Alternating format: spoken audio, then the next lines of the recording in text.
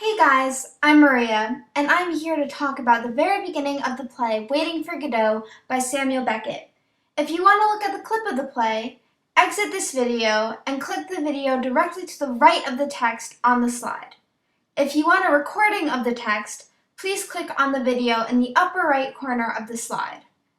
Now, this is the section that I'm talking about.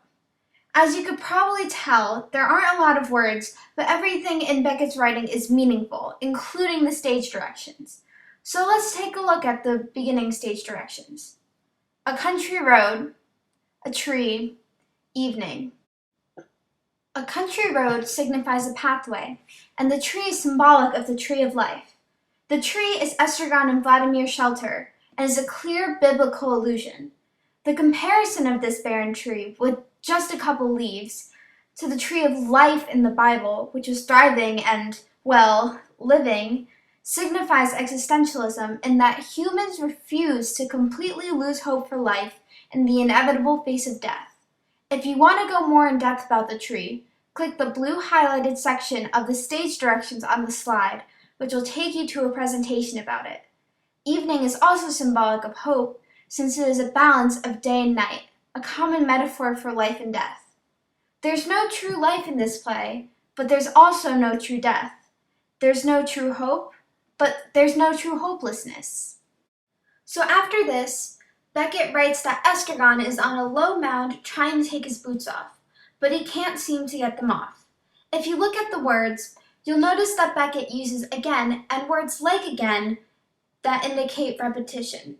This is only the beginning of the never-ending cycle of repetition found in this play. So after he pulls with all his might on this boot, Estragon gives up again, then says, "Nothing to be done." These are the very first words of the entire play, and tie back to existentialism, the belief that the universe will not change to conform to a person's wants. There's nothing to be done that could change the fate Estragon has, no matter what he does, at least according to existentialism. He's stuck, just like the boots on his feet. But he can't face that fact, pulling at his boots even after he says there's nothing he can do. To go more in depth about this quote, as well as the very beginning stage directions, click the magenta quote to read an article about the book's resistance to hopelessness. Now let's move on to Vladimir. He's kind of the ironic part of this excerpt, as well as the first real comedic part of this tragic comedy. I mean, imagine a 60-something-year-old lumbering towards someone with legs wide apart like an ape. It's kind of ridiculous. He says that he hasn't tried everything, and that's literally the point of the book. He does nothing. He also states, "And I resumed the struggle," which is referring to life, another homage to existentialism. Life is a doomed struggle of trying to find something that can be controlled in the universe. So, if you want to see a little parody about that scene, as well as a lot more of the play via text, please click the orange link in the slide.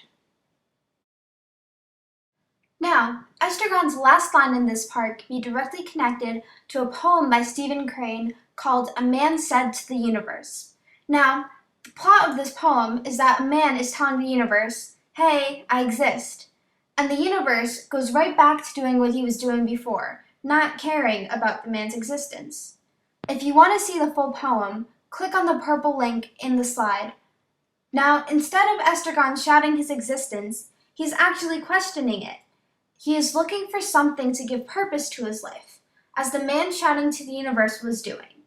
This purpose, as we will later see, would be to talk to Godot, something that will never truly happen as the play progresses and is once again representing the inevitable doom that humans face in trying to find purpose in a meaningless world.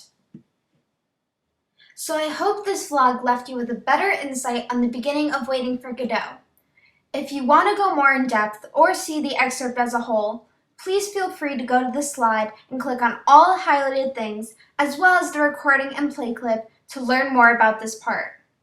Once again, I'm Maria, and I'd like to thank you for watching. Have a nice day.